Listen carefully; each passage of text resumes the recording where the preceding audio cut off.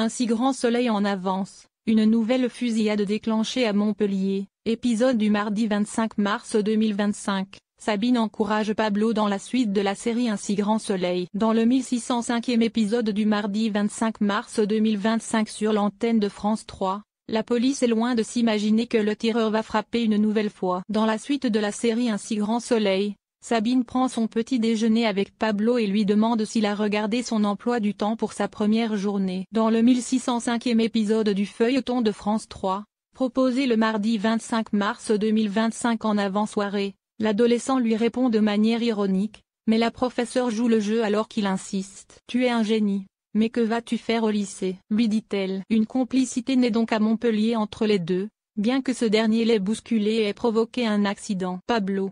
Son coup de cœur pour Noura. Pablo, Adriel Sorante, entre dans sa classe et croise Noura, qu'il tente de séduire depuis plusieurs jours. Ève demande à ses élèves de lui réserver un bon accueil. Achille, Mathieu Rodriguez, essaie d'établir un premier contact avec Pablo, mais ce dernier sait que son père lui a demandé de le surveiller. Sabine demande à Hugo un résumé de sa première journée. Cependant, la professeure lui recommande d'arrêter de fumer, car elle a vu un joint dans sa chambre. Sabine, Gaëla le DVA, lui adresse une première mise en garde. Pablo est en train d'envoyer des messages à Noah pour sortir, lorsque Hugo, Bibi Tanga, arrive. Mais ce dernier reste distant avec son père. Le médecin légiste trouve son fils fuyant, et cela ne semble pas près de s'arranger au cours des prochains épisodes. Élise et Thierry, des ennemis en devenir?